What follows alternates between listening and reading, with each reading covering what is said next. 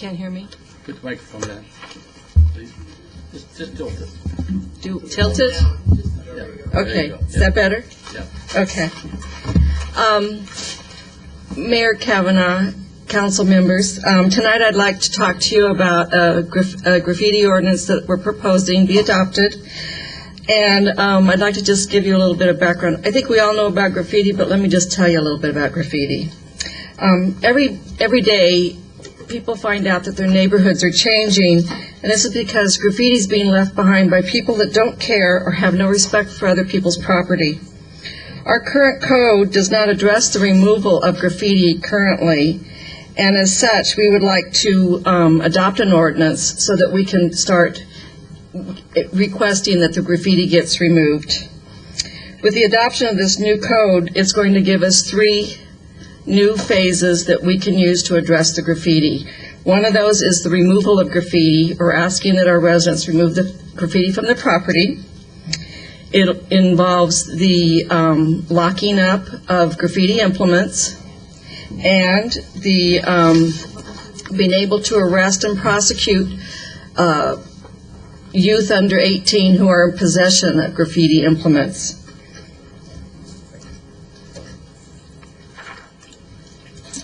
There are many reasons why graffiti is done. Recognition and communication are just some of those. Graffiti vandals believe that their action harms no one. And the reality is graffiti hurts everyone. It hurts the homeowners, it hurts our community, and it hurts our businesses. Over the years, graffiti has continued to grow and become a problem in Goodyear. Adopting anti-graffiti laws and enforcing those laws is a strong deterrent. A survey of arrested taggers found that the fear of getting caught was the top response when asked what would get them to stop tagging. With the adoption of the ordinance, taggers caught with the implements such as spray cans, white tip markers, and such, they can now be arrested for just being in the possession of these items. This graffiti that you're seeing now is from a week ago. We got hit real hard just over one weekend. The top left picture is the entrance to Palm Valley. These guys are getting very brazen. This is on Litchfield. Right across, there's a street light right there. I can't believe that nobody didn't see that. You know, it makes me want to get a flashlight and go out and park myself in one of these alleyways or in these areas and just wait for them. Yeah. Well, graffiti sends a signal that nobody cares, attracting other forms of crime and street delinquency to our neighborhoods. The appearance of graffiti heightens residents' fear and is often perceived as a sign of a downward spiral, even though this may not be true. Businesses that are littered with graffiti are less likely to be patronized.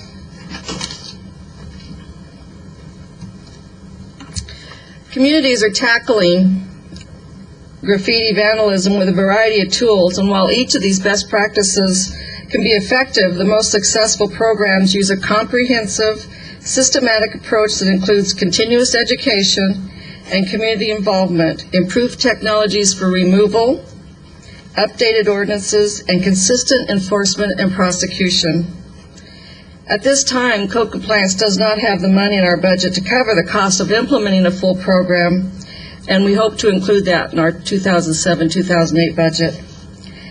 But if this ordinance is adopted, we will try to utilize our existing staff to start the education process. Education is vital to be effective with our graffiti prevention program. We need to educate our youth as well as our community leaders and members about the impact of graffiti vandalism, how it can be prevented, and how everyone can do their part. We have also asked for a grant to help with the education of our community, and we have not heard yet on that grant, but we did request a grant to help with education.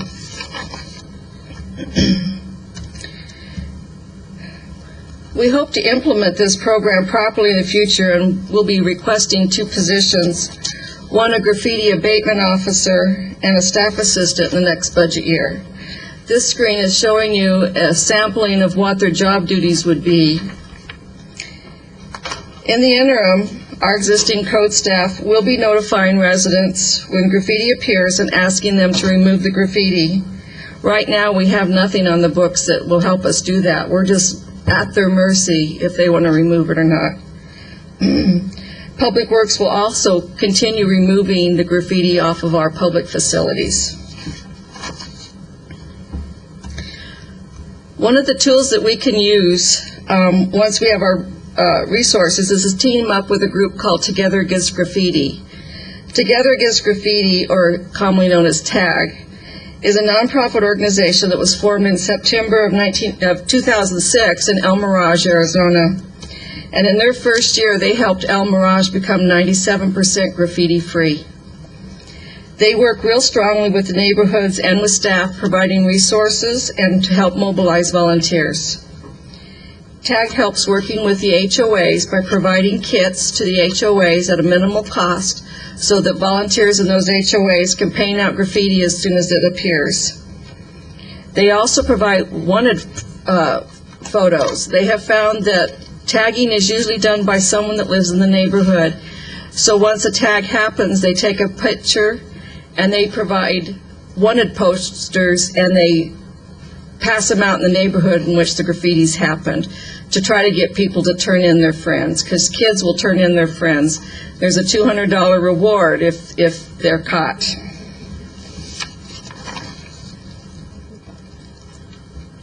This chart, and it's really hard to read, but it basically is how the flow will work, bringing in a complaint and how it will go through the system. I can get you all a hard copy if you wish to see it in a better. This is just really small. It's hard when you're doing these PowerPoint programs. But basically, it will take us down through the complaint system to code, where we will either disperse it out to the code officers to contact private property owners, or to Public Works if it's public property. And then down through the course on the code compliance side shows it can go three ways. One would be, we'll notify the property owner if they can't remove it. Let's say it's an elderly person, they don't have the resources or the ability, then we'll make arrangements to have a volunteer team come in and help remove that graffiti once we get a permission slip from them. The center is just those that don't respond, don't want to remove it. Then the city will have the right to abate it and then send a bill. And then the third one is if the property owner removes it themselves. So the bottom line is, we really need this ordinance. If nothing else, we need it to help so that we can get graffiti removed out of our city. We want to get the implements locked up, and we want to get those people that are doing the tagging arrested and prosecuted. We want to educate our citizens so that they know about graffiti and the benefits and the problems that a program, we can help with the problems that the graffiti causes. In the future, we want to be able to hire staff to fully implement the program. The staff person would totally work with the businesses, with our community. They would be attending HOA meetings, working with our public, getting to know our neighborhoods, and mobilizing the volunteer groups that will be help painting out graffiti. We do have staff here if you have any questions. The police department's more than willing to assist or answer any questions. So if you have any questions at this time. Let's start with Councilmember Lord. Councilmember Lord, and then... Yeah, my question was, how is this ordinance compared to our surrounding cities? I'm talking about Avondale, Litchfield Park, Peoria. It's very consistent with what we have in the Valley. Elizabeth Simpson put this together for us based off of the common practices. Councilmember Osborne? A couple questions. I think the tag will be wonderful. I know it looks like we're waiting about another year for that to be online. Would it be possible to work with Judy Swetanic's volunteer group to at least start some kind of volunteer task force graffiti cover-up system, in a sense? I mean, if we're having to wait a year. That was one question. And also, when the system gets going and you have the, what would you call them? well, you have the administrator and the staff to take care of it. Could there be some kind of hotline number that the public could easily, call and, it's something silly like 925 tag? I don't know, whatever, that they can call and they can report wherever, there may be. So it's an easy one-stop shop type of system. Right. Mayor Kavanaugh, Councilmember Osborne. Yes, I have already talked to Judy Swintanek about using volunteers. The problem is that we need a staff person to work with those volunteers. And right now, my code officers are pretty well stretched. They're already working 2 weekends a month, pulling illegal signage and doing things like that. So to ask them to take on something more is stretching it a bit. But I'm willing to, we're willing to put a little bit out. I had the full intention of coming here and asking for the full program, and with understanding that there's no money and that we need to wait for the budget process, we can do that. But that's my only reason I'm holding back at this moment, is that it takes a lot of staff time to do all that organization, working with the volunteers, getting the signatures from the neighborhood, and we can do that, but we're only a staff of 3. We're pretty well stretched now. Okay. Thank you. Oh, hotline number. Yeah, that will be part of the whole rollout. Right now, we're going to be using the City of Phoenix's hotline number. For those that make report or they see graffiti being done, that's the number you have to call in order to get up the reward, into the rewards. Well, I would think education, like you had stated, would be terrific for the HOAs, and then maybe amongst themselves they could at least start some kind of volunteer. Right. And a perfect place to get that going is at the game night, too. We will be a game, and we're working on a mascot. Cowboy Cody has a friend. So we're bringing our little friend to Gain, and he will, all right, I'm going to give you a sneak peek. No ifs, ands, or buts. Graffiti gets my goat. Oh, Okay. okay. Well, we can't argue with it. Okay. Councilmember Souza? Thank you, Mr. Mayor. Well, nothing upsets me more than to see graffiti appear through this beautiful city. And to have people, individuals, and these are kids that are doing it, there's no question about it, deface the city in this manner is degrading, not only to the individual that sprays, because, he could be putting forth, or he or she could be putting forth this effort someplace else to benefit himself. And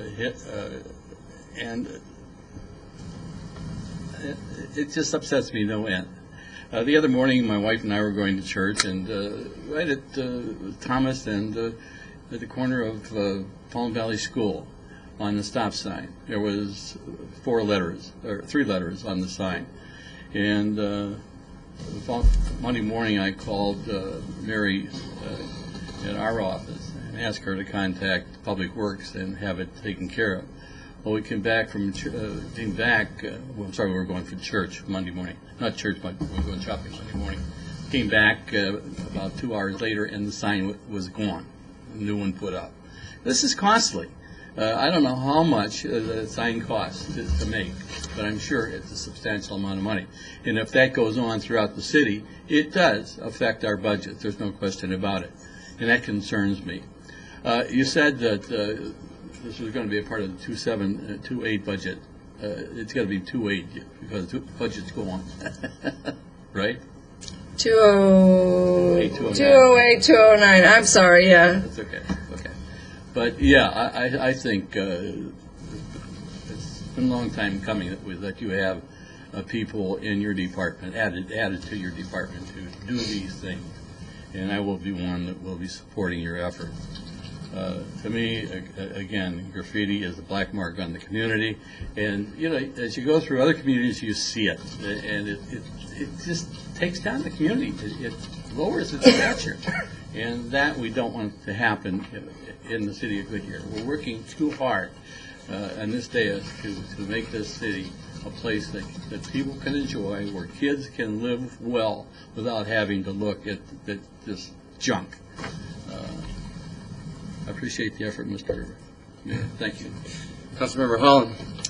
Well, I certainly have been proud of our departments for being able to stay as much on top of it as possible, because it's like it's contagious. I have a small nonprofit located in Western Avenue. It's just over the Goodyear border in Avondale. But graffiti appears on the back all the time.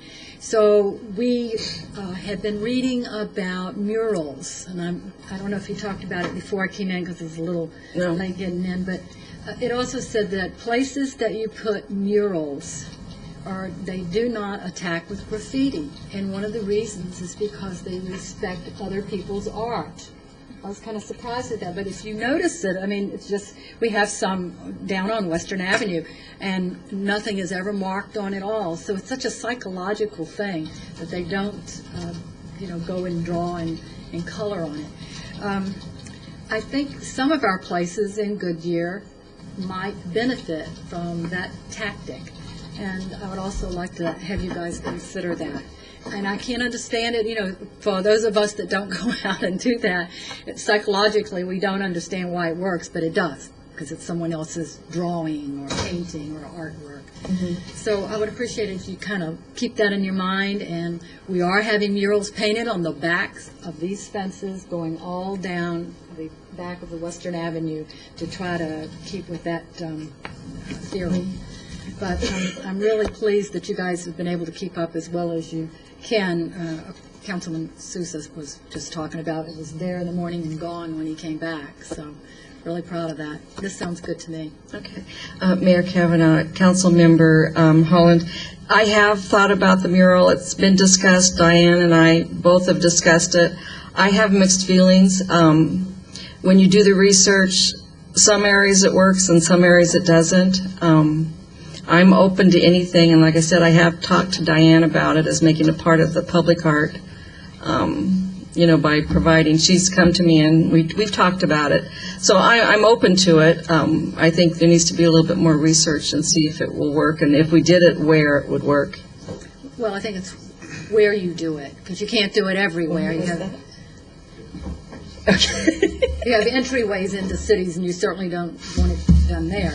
But I think it would lend itself to very particular areas, and who knows, it might keep it down. And the articles that I've been reading, in some places they've done an entire city block that way, and there have been no markings on there since they've done that, and it's been up for about a year or so. So they're real pleased. Anyway, I'd like to have it considered. Okay. I'm going to turn it over to Mark. Mayor Kavanaugh, members of the council, just a couple points real quickly. One of the things that we're trying to do as well in the interim is to make sure that education and information is available more readily to our citizens. So what we've done is we've revamped the website. So the city website, there's actually a graffiti removal link. You can hit that on the web page. Takes you right to a section that talks about the graffiti hotline. So if you want to report someone, the graffiti hotline is run by the city of Phoenix. It runs very much like Silent Witness does. If you have information about a crime, you don't need to identify yourself. They just need information. And they can link that back to a Goodyear case. We have actually paid people up to $200 in rewards for their information, leading to the arrest of someone. So that it's a very good program. And in addition to that, it also talks about what to do to get graffiti removed, and also in joining the tag group, and then talking about some of these supplies and those things that are available to those citizens. And then aside from the educational component, we did, the city has purchased, and code compliance has some equipment, a paint sprayer that once we can get some staffing and we can get that out there, another mechanism that we can use to allow graffiti to be removed from private property. A lot of times people can't afford to remove it, so rather than come and say, well, we're going to arrest you now for not removing your graffiti, at least we'll be able to work with them. But certainly that requires a lot of staff time in doing that. And right now, and rolling out a program like that might be a little bit ambitious and more than we could probably do. But certainly that is our intent, is to work with the community and get the graffiti removed as soon as possible. That is a key to not having it return in the same place. Has that $200 information been given out at the high schools? Listen, if I'm in high school, absolutely. sitting in an auditorium, and all of a sudden somebody comes up and just passes that on, your word gets out. Sure. I think that They'd have to corroborate with that with a police report too. So a lot of times you if gotta it's look at that unreported, for yeah, the assemblies. You know how Sure. they have assemblies. They're not saying, put it out to them. right. And it's very valuable too with the homeowner associations as well, just for them getting it off. Mark, have you seen, after you've arrested someone for being caught with graffiti implements or whatever, do you see them again and again? Or is it just kind of a one-time shot, they learned their lessons, or, you know, they've been punished? Their friend has collected 200, pass go, so what?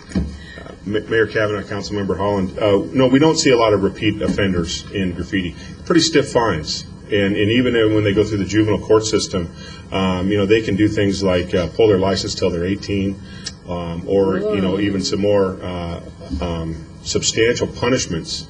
In addition to the community service, community service is a great tool in really kind of demonstrating the cost and the problem that it is making on a community. So that's a very good punishment. So no, we do not see a lot of repeat offenders there. Not if you're pulling their licenses. Well, and that's just one of many things that can happen. So, yeah, there's quite a bit of punishment involved. Are they all teenagers? Absolutely not. We see people in their 20s up to mid-20s and even a little bit older that are doing that. And on my all-night ride with the police, we arrested some children in the park and historical Goodyear drugs and so forth.